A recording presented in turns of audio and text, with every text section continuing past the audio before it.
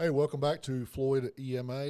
I'm Chris. I'm joined today by Major Hank Harwell from the Salvation Army. I wanted to take a few minutes just to talk to you about an exciting disaster training workshop that the Salvation Army in emergency management are co-hosting at the Salvation Army coming up on June the 28th and June the 29th. Those are Friday and Saturday events. First of all, welcome, Major Harwell. So happy to see you here. Yeah, thank you for the invitation and the opportunity. We're looking forward to the workshop. Let's talk a little bit about what we got going on. So these are different trainings on different days. What are we doing on Friday? Well, the first day, the first evening, is one that's pretty unique to the Salvation Army. We are looking at really helping to educate churches and faith groups about how to prepare people under your congregational care for a disaster. A lot of times the churches have been our biggest help and a supporter and ally in trying to making sure that people are safe and secure. I know having come from Florida, for instance, we've had a couple of encounters with hurricanes, and one of the first things that we tried to do was contact all of the folks in our congregation to ensure that they made it through okay. And so we want to take that to the next step, not just are you okay, but how can we prepare you so that in the event of an emergency, you know what to do, where to go, who to contact, and so forth. So we're drafting a plan and we're talking to people about how they can build a plan, what all goes into it, because sometimes when you put pen to paper, that really makes it real, and that forces you to think about those decisions that you may need to make in an emergency. And our goal is with the training to identify some of the things that locally in Rome and Floyd County that we might see. Probably the biggest one is going to be weather, right? Right. And, again, I realize I was just in Florida. We're not going to see too many hurricanes up our way. Hopefully, and Lord willing, that's the case. But there are several other weather events that we will see. And again, those allow us for different types of preparation, but preparation is still the important part of it. Yeah, so we're talking about that call list, and not only with that call list saying, hey, church is canceled, but also checking on your parishioners to say, are you okay? Do we need to find help for you? Do we need to come and rescue you?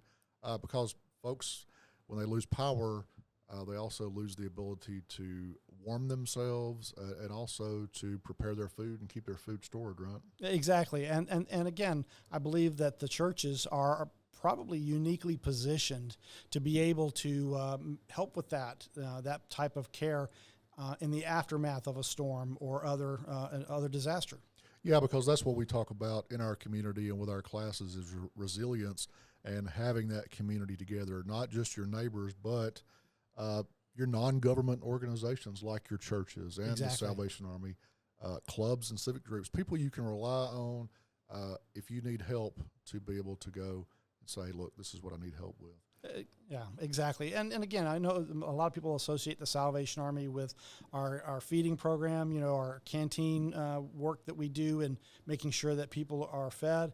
But we also offer a host of other opportunities. And one of the things that we are especially proud of is emotional and spiritual care, where we can come alongside someone who may have lost a significant portion of what they knew to be something they loved dearly and say, we're going to be present with you through this. Good. So, something else that can happen in churches are healthcare needs. There are people in churches who may have very specific allergies. People may have diabetic episodes or a heart attack. We were talking beforehand about specific instances that have happened in church.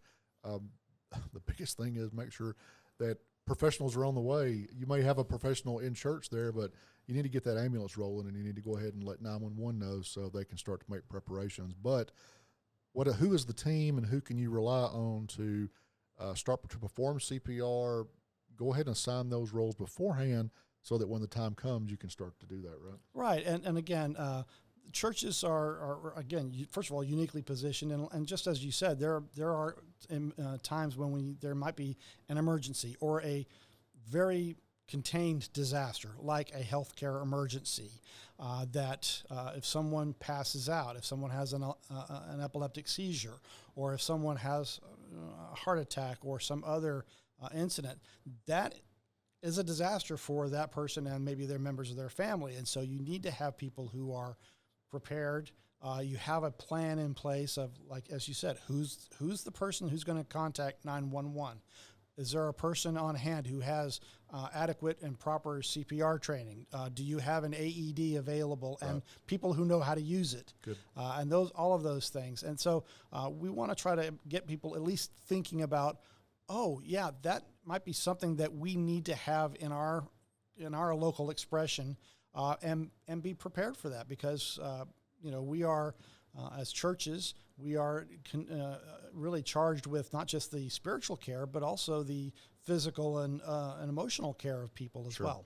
So not only writing the plan and knowing what to do, but exercising that plan. In some cases, it may not be beneficial for you to have the entire congregation, but at least leadership can be able to shepherd the flock and be able to know what is happening, who is assigned to what task, so that they can start to take charge and kind of contain the situation a little better, right? Exactly. And again, we had an incident at our church a few weeks ago where one of our seniors, after church had been dismissed and most everybody had left, there was still a handful of us that were speaking, and the senior turned and fell and broke a hip. But again, those are things that you don't need the plan until you need the plan. Exactly. And so it's always good to have something in place, at least mentally speaking, that you know what you're going to do next. Yeah. It's important to think about those difficult things on blue sky days instead of when disaster strikes. So that is Friday, June the 28th. That's for the planning discussion.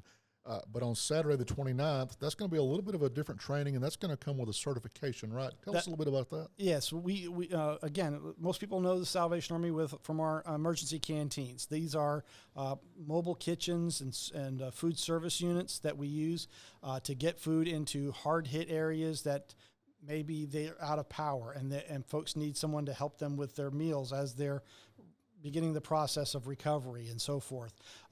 And so what we want to make sure we're doing is make sure that the people who work on our canteens, our mobile food service vehicles, have a proper certification for food handling. We're not serving food that's at the incorrect temperature, or we're not cross-contaminating, or so forth. Trying to limit potential for allergies as much as possible, and so forth. And the idea for this is it is a certification that is not done by the Salvation Army. It's done by the Restaurant Association, and it is open to really anybody who has an interest in learning how to properly handle food. And that can be people who want to volunteer with the Salvation Army on our canteens. It could be people who work in shelters providing food for the homeless. It can be people who work in restaurants. Anybody who has that interest. And so this course is especially open for any of those folks. So even if you don't have the ability or the time to volunteer with the Salvation Army, if your church is involved with sheltering, or even, potluck dinners. Exactly. From time to time, churches will serve their congregation food, so it's important to be able to know what the science behind food preparation is. Yeah, exactly. Mostly the food service. There is a separate course for food preparation. We're not going to be able to do that on Saturday, but the food handling is the basic. So this is strictly the service and the handling. Yeah, and that's the basic level. From there, you can go on to food preparation and kitchen managers and those kinds of things, but this is your ground level, entry level certification. We just want to make this available to folks so that who are interested, who really want to have some of this introductory material, and also get that certification, because we believe it'll be helpful. Just as you said, there's all kinds of expressions that that food service especially is going to be incredibly helpful, and just to have that. And on top of everything, there is no cost for any of these trainings, including the certification class. So let me ask you, there is a registration deadline, but what if somebody really wants to come to this? Is it possible for them to do that? It is possible. We do ask, if at all possible, that you let us know by Monday the 24th, which is this coming Monday. Just let us know so that we can make sure we have sufficient materials, because there is a workbook especially for the ServSafe training. And in order for us to be able to issue the certification, we really kind of need to have adequate workbooks available. Okay. So that part is especially important. And you can just call the Salvation Army. Let's see if I get my number right here, 706-291-4745. So Hank is new to Rome, and he's still trying to acclimate himself to his new assignment. Well, I never call my own phone number, so that's part of it. Yeah.